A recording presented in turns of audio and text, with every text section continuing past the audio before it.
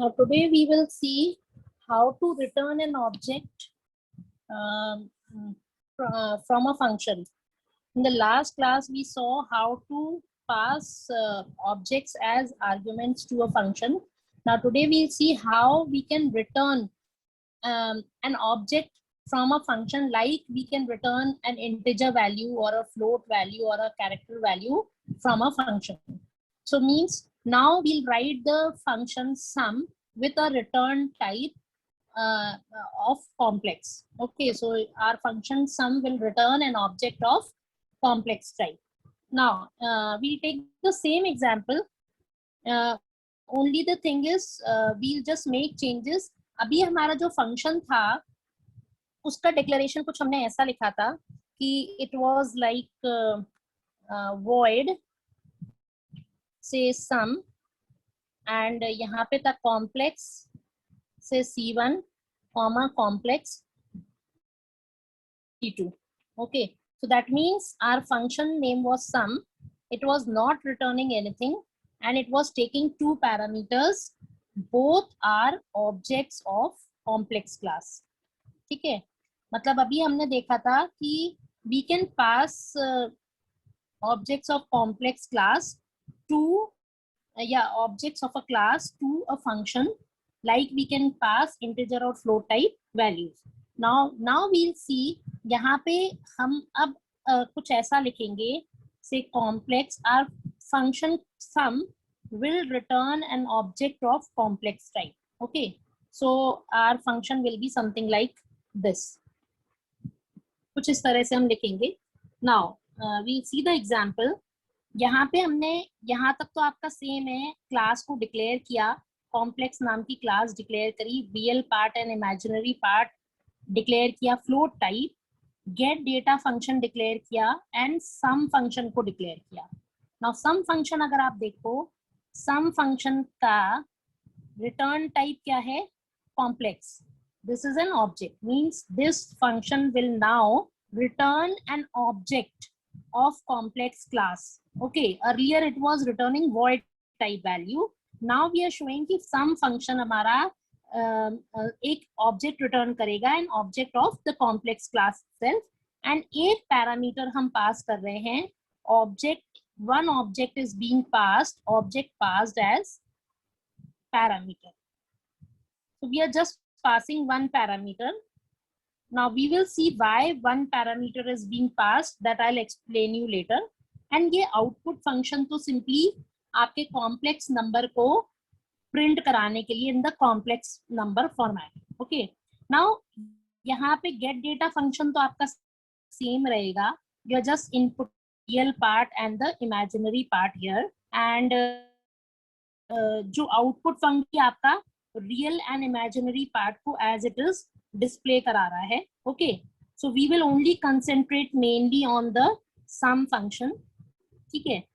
Now sum function का मैंने बताया था कि कॉम्प्लेक्स नंबर्स को जब हम ऐड करते हैं तो कॉम्प्लेक्स नंबर्स की अरिथमेटिक कुछ ऐसी होती है कि रियल पार्ट को आप रियल पार्ट से ऐड करते हो और इमेजिनरी पार्ट को इमेजिनरी पार्ट से ऐड करते हो and you get the resulting से complex number after adding to complex number.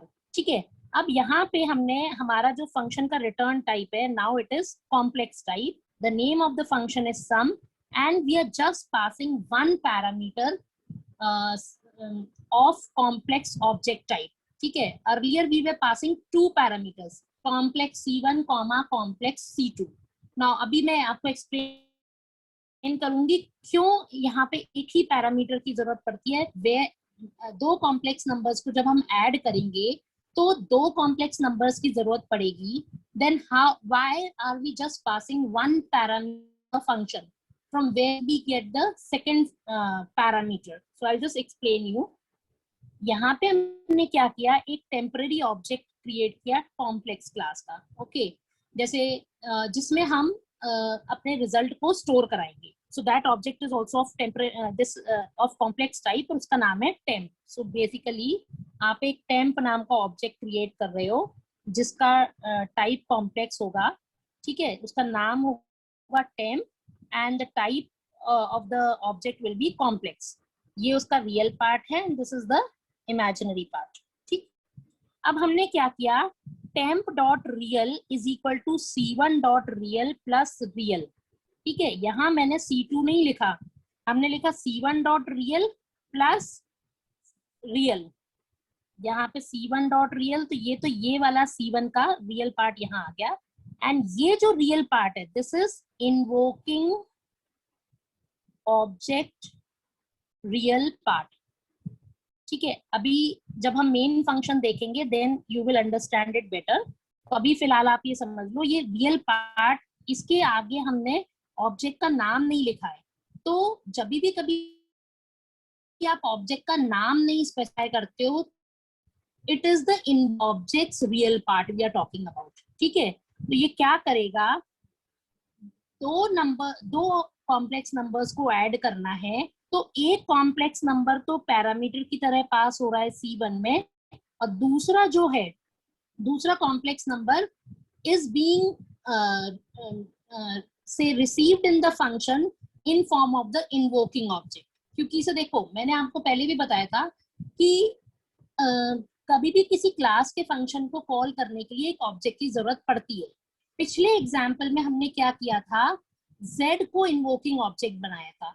ठीक है, तो Z में आपका रिजल्ट स्टोर हो रहा था, and Z was the invoking object, and X and Y were passed as parameter.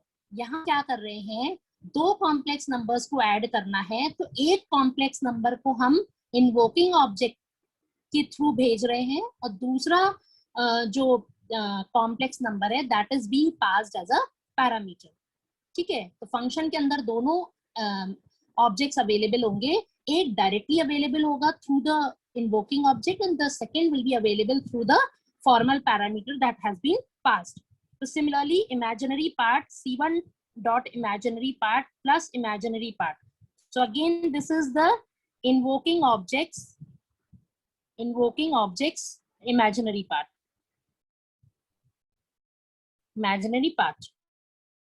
ठीक है, अब ये चीज कैलकुलेट होकर के किस में स्टोर हो गई, ये किस में स्टोर हो गई, टेम्प में।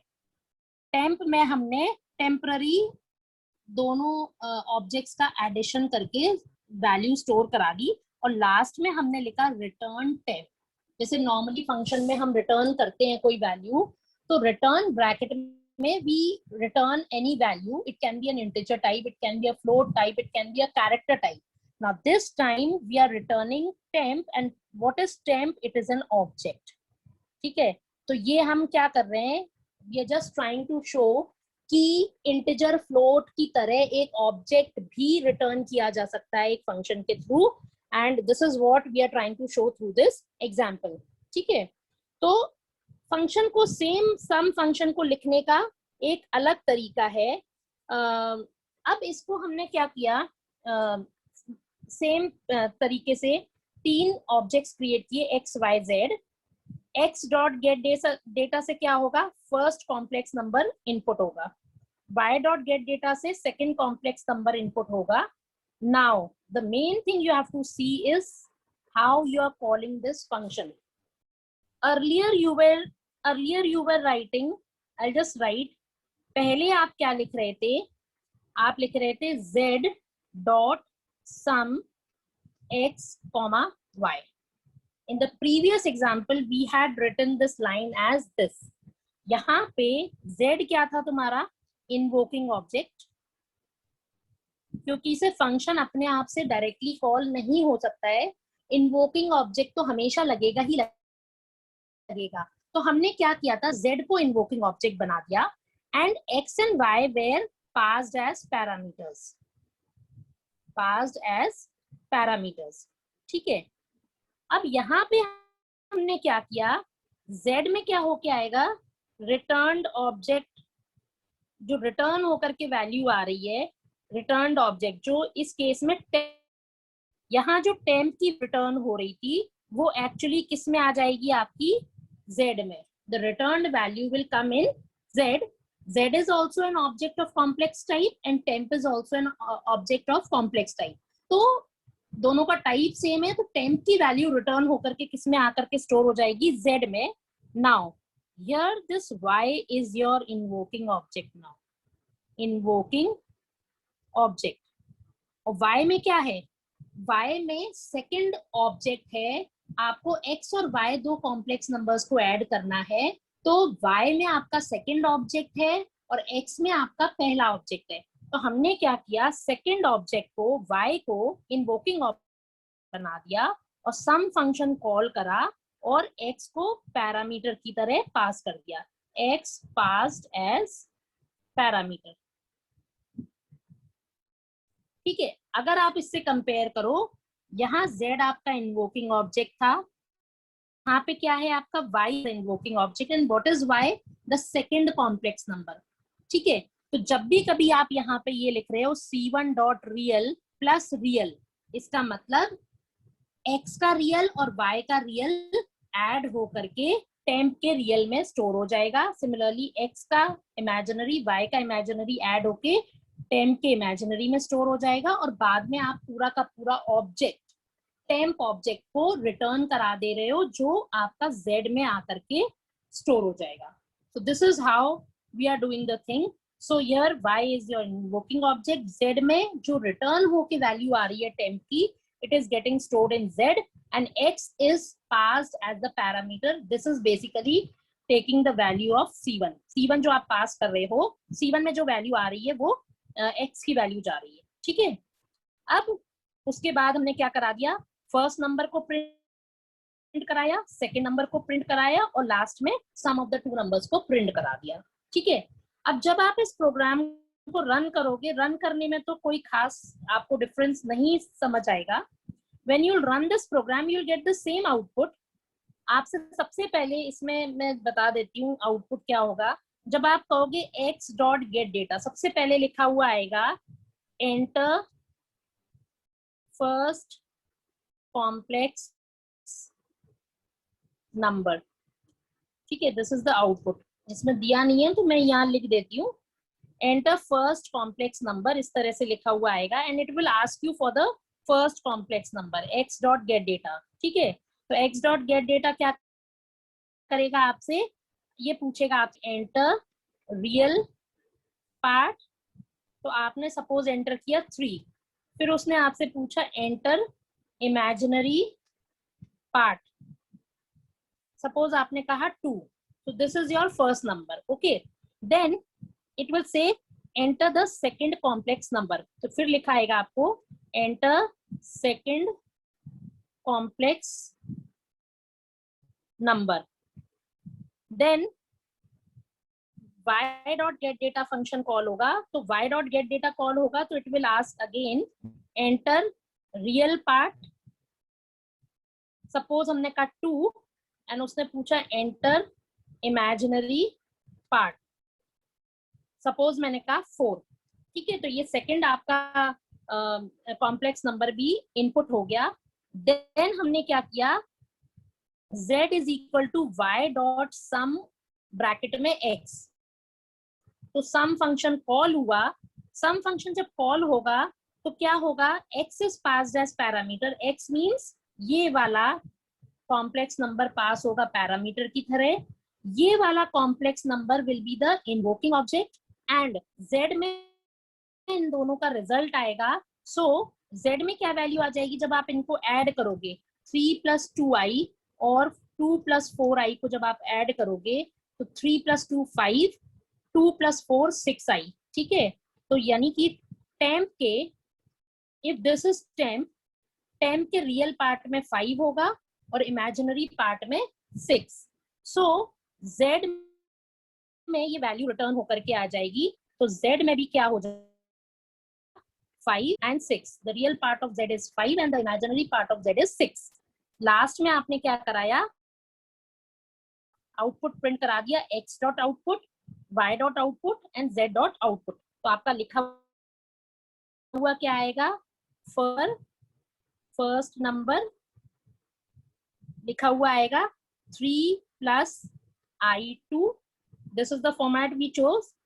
देन सेकेंड नंबर की जगह पे प्रिंट होकर के आएगा 2 + i4, and sum of two numbers में लिखा हुआ आ जाएगा आपका 5 plus I6. So this will be your complete output of your this program. ठीक है, आप इस प्रोग्राम को लिख करके रन करके देखना. You give some value. If you want, you can choose these values only and see the result. You should get this result. क्योंकि से 3 plus 2i is the first number. 2 plus 4i is your second number. जब आप इन्हें add करोगे तो 3 plus 2 5 होता है, 2 plus 4 6 होता है. So the complex number will, the resultant will be 5 plus 6i. बस फर्क हमने क्या किया है, पहले वाले प्रोग्राम में हमारा फंक्शन कोई वैल्यू रिटर्न नहीं कर रहा था. It was returning a void type. But in through this example we have shown, try to show कि a function can return an object also. So now we know कि एक object को parameter की तरह पास भी किया जा सकता है, एक ऑब्जेक्ट फंक्शन से रिटर्न भी हो सकता है. So this was the objective of this program. So just try out this program, and next class में we'll see static members of a class. Okay, so this is a separate topic, so we'll cover it in a separate class. So just write and run this program. ये दोनों complex numbers के program आप एक बार लिख करके run करके देख लेना. Now regarding the assignment, I wanted to share something with you. There are a lot of doubts coming from students regarding the question I have given in the assignment.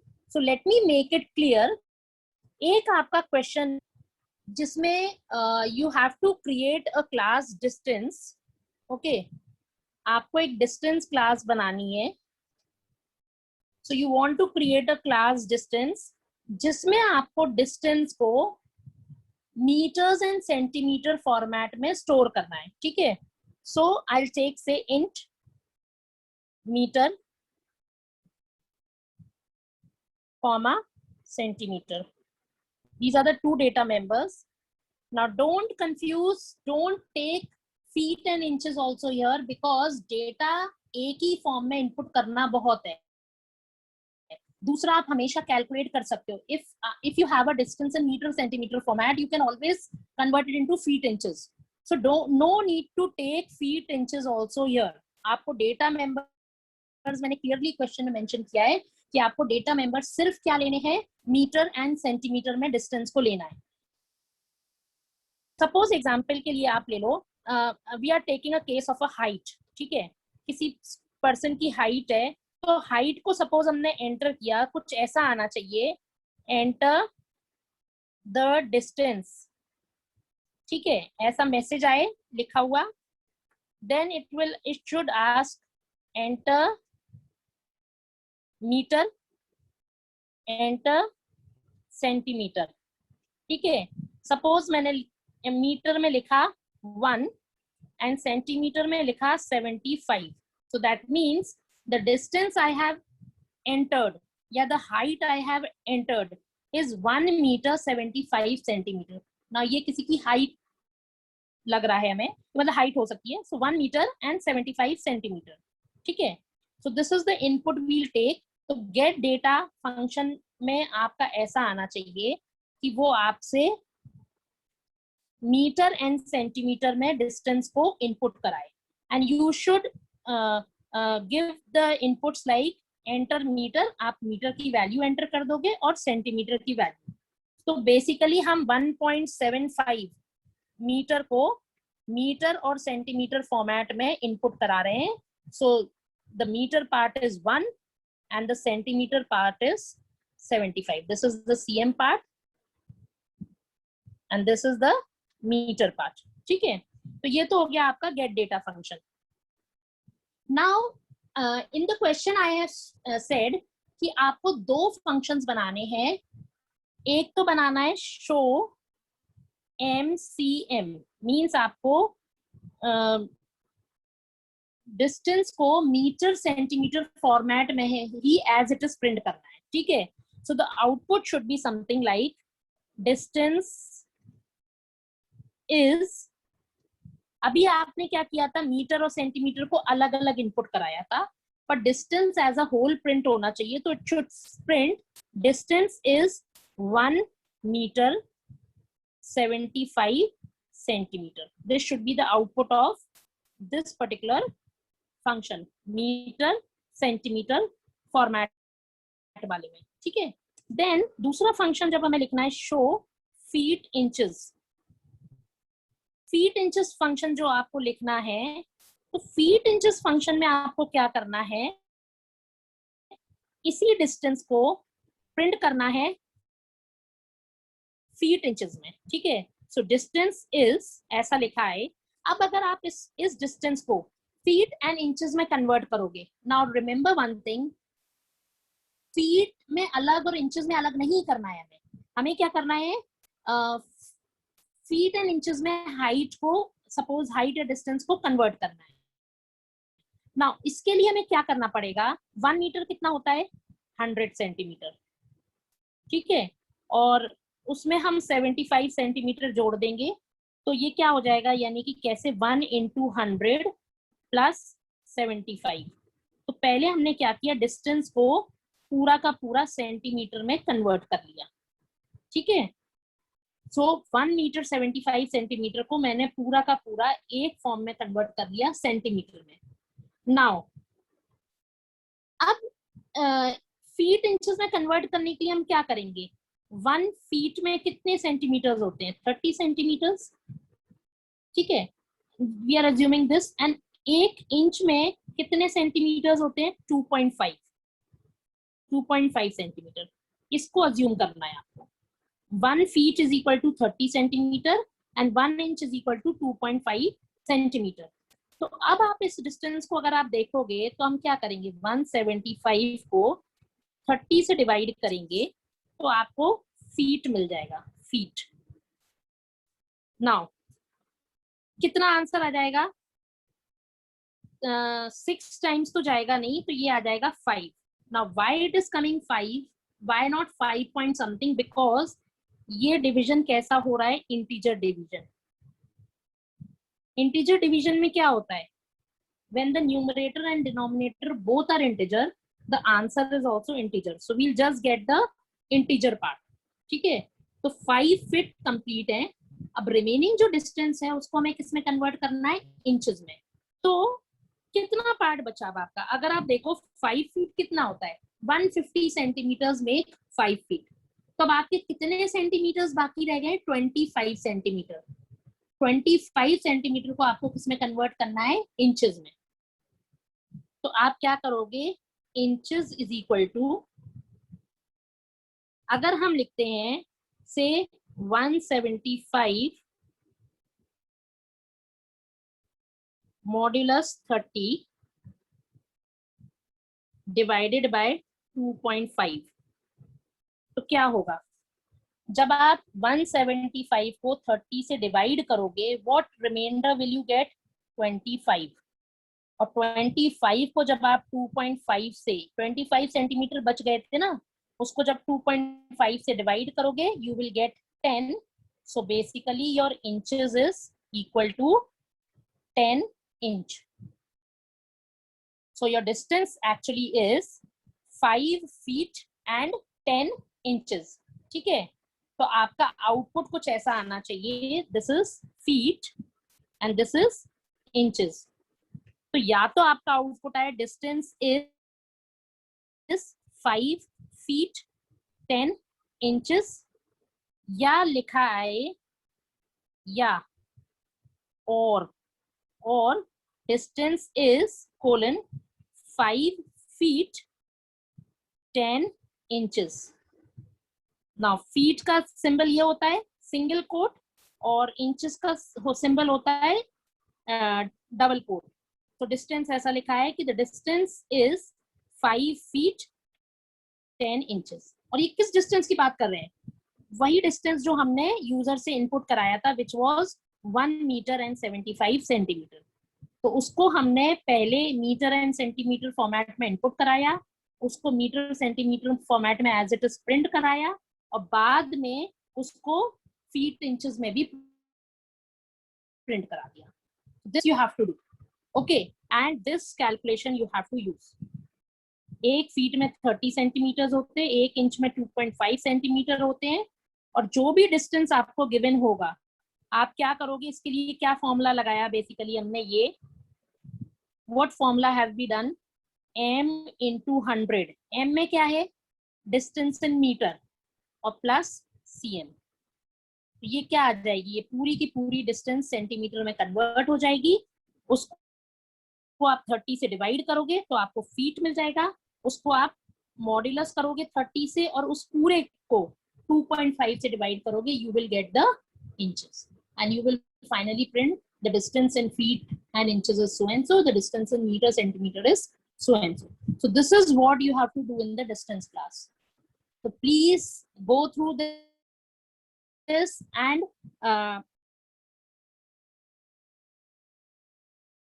accordingly, okay, do the program accordingly. आपको separately metre centimetre में अलग, centimetre में अलग, feet में अलग, inches में अलग distance नहीं शो करना है। आपको डिस्टेंस को फीट इंचेस में एक बार शो करना है और एक बार मीटर और सेंटीमीटर में कराना है। एक तो क्वेश्चन आपका ये था, ठीक है। Now the second question was time वाला था। Time, you have to create time जिसमें आपका जो टाइम है hours, minutes and seconds, 3 data members होंगे आपके, hours, minutes and seconds. Integer type होगा, एक फंक्शन होगा गेट डेटा और एक फंक्शन होगा शो 12 और एक होगा शो 24, ठीक है। और ये आपकी क्लास का नाम है टाइम। अब इसमें आपको क्या करना है, गेट डेटा इनपुट कराना है। तो गेट डेटा फंक्शन का कुछ ऐसा आउटपुट होगा, this is get data. Gate data function जब आप कॉल करोगे तो कुछ ऐसा आएगा, एंटर द टाइम, ऐसा लिखा आएगा, enter hours, enter minutes, enter seconds, ठीक है। तीनों चीजें अलग अलग पूछेगा। Enter the time in 24 hour format, ये लिखा आना चाहिए, should be printed. Enter the time in 24 hour format, then it should say enter the hour. Suppose हमने कहा 23, उसने मिनट्स पूछा, मैंने कहा 45, सेकेंड्स पूछा, मैंने कहा 30, ठीक है। ये तो हो गया आपका गेट डेटा फंक्शन। अब जब आप इसे शो 24 फंक्शन बनाओगे, शो 24 में आपको कुछ नहीं करना है, टाइम को एज इट इज डिस्प्ले करा देना है। टाइम इज 23, बस कोलन का साइन लगाना है, 23:45:30, बस। जब भी आप टाइम को 24 आवर फॉर्मेट में प्रिंट करते हो, कोई AM कोई PM लगाने की जरूरत नहीं पड़ती है, बिकॉज 24 आवर फॉर्मेट में ऐसा कुछ भी नहीं होता है। तो 24 आवर फॉर्मेट कहाँ से शुरू होता है, 00:00:00 से 23:59:59, उसके बाद आपका ये 00 आ जाता है, which is midnight. This is midnight, और ये मिडनाइट से जस्ट 1 सेकेंड पहले का टाइम है, ठीक है। तो ये तो आ जाएगा, शो 24 में टाइम ऐसा डिस्प्ले होना चाहिए। एंड शो 12 में आपको क्या करना है, शो 12 में आपको डिपेंडिंग ऑन द टाइम आपको प्रिंट कराना है, टाइम इज। अब इस पर्टिकुलर टाइम को आपको 12 आवर फॉर्मेट में प्रिंट कराना है, तो आपको थोड़ी सी कोडिंग करनी पड़ेगी। आवर्स अगर ग्रेटर देन 12 है तो PM प्रिंट होना चाहिए साथ में, और R अगर लेस देन 12 है तो AM प्रिंट होना चाहिए, ठीक है। तो अब आप क्या करोगे, टाइम इज, इस केस में क्या प्रिंट होके आएगा, इसमें से आप क्या माइनस कर दोगे, 12 माइनस करने के बाद आपका ये टाइम क्या हो जाएगा, time is 11 hour 45 minutes 30 seconds and PM print होकर के आए, क्यों, क्योंकि इसे आवर्स कितना है, 12 से ज्यादा है। ठीक है, अब आपको इसको और एग्जैक्ट करना है तो आपको क्या करना पड़ेगा, जब ये वाला टाइम होता है तो इसमें आप ना तो एएम प्रिंट करते हो ना पीएम प्रिंट करते हो, तब आप इसको प्रिंट करते हो नून, ये दोपहर वाला है। हाँ, और जो रात का टाइम होता है this,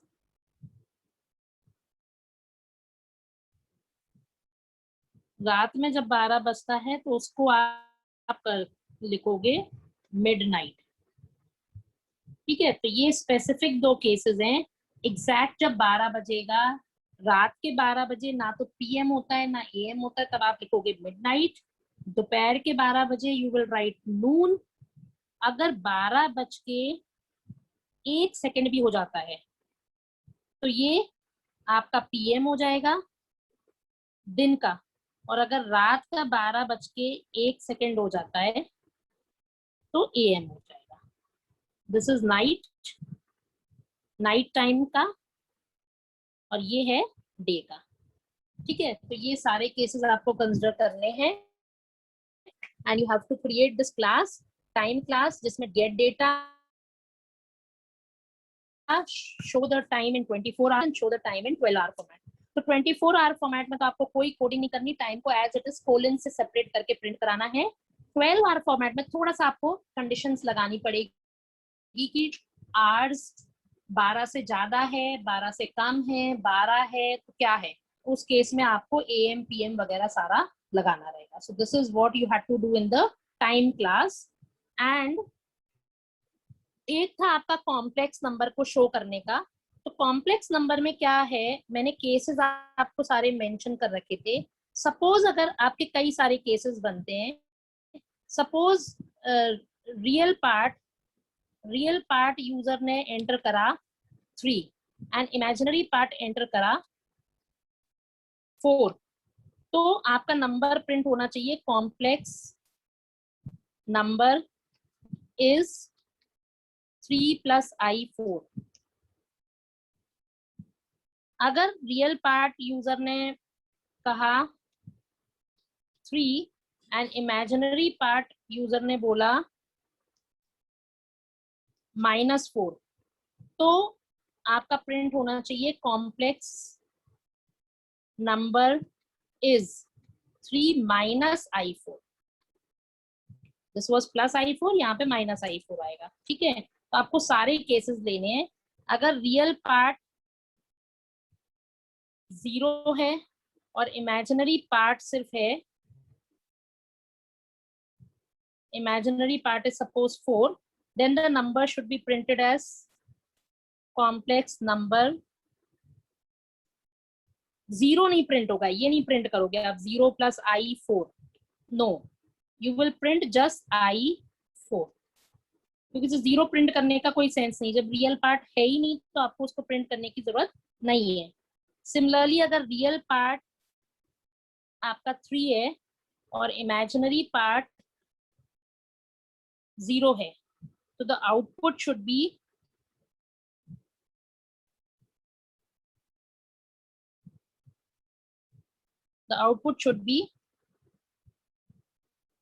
just 3। This is correct, not this 3 + i0, इसका कोई मतलब नहीं है। इमेजिनरी पार्ट जब 0 है तो उसको डिस्प्ले करने की कोई जरूरत नहीं है, so it should be only printed as 3। Then similarly अगर रियल 0 है, इमेजिनरी भी 0 है, तो आपका नंबर क्या प्रिंट होना चाहिए, just 0 and not 0 + i0। This is wrong, 0 + i0 doesn't make any sense, so just 0। जब रियल और इमेजिनरी पार्ट दोनों ही 0 हैं, just print the complex number is 0। so you have to write, जो डिस्प्ले फंक्शन बनाओगे आप, show function, show data, या output function बनाओगे आप कॉम्प्लेक्स क्लास का, उसमें आपको सारे केसेस को कवर करना है। you have to cover all cases while displaying complex number. ठीक है, मतलब किसी भी केस में आपका आउटपुट गलत नहीं आना चाहिए, सारे केसेस को आपको लेकर के चलना है। जब दोनों पॉजिटिव हैं, इमेजिनरी अगर नेगेटिव है, देन एक दोनों में से एक कोई जीरो है, रियल जीरो है या इमेजिनरी जीरो है, या दोनों ही जीरो है। So all cases you have to take and the output should be as I have mentioned. जो जो आउटपुट मैंने लिखे हैं बिल्कुल वैसे ही आउटपुट आपके आने चाहिए। सो this is one of the question. So you have a lot of questions to be done. Practical part आपका बहुत सारा है करने के लिए। Doing the programs, आगे programs आपके जैसे जैसे मैं नई टॉपिक पढ़ाती जाऊंगी, programs add on होते जाएंगे and you have to cover them all because काफी इसमें सारा प्रोग्रामिंग पार्ट है। and इन्हीं को आगे हम इन्हीं प्रोग्राम्स को आगे हम एक्सटेंड करेंगे। लाइक कंस्ट्रक्टर चैप्टर पढ़ेंगे तो these programs will be only extended और उनके हम कंस्ट्रक्टर्स लिखेंगे। ऑपरेटर ओवरलोडिंग चैप्टर में हम इसी एग्जाम्पल को फर्दर एक्सटेंड करेंगे, उसमें ऑपरेटर ओवरलोडिंग को भी इम्प्लीमेंट करेंगे। So you have to write these programs and run and see it for yourself. So I don't think now there is any doubt in the assignment 3. Please go through the explanation of all the 3 programs which are given in the assignment and write these programs and submit them correctly and submit the output of the program. I don't want written programs. I don't want you to write the assignment in a copy. You write them on your computer, run and show me the output. आपका program और उसका output को आप मेरे को assignment में send करोगे। Okay, I don't want you to write just copy it from someone and submit it. No, you write the program on your computer and run it and then send the screenshots of the program as well as the output. Well, I end the class for today.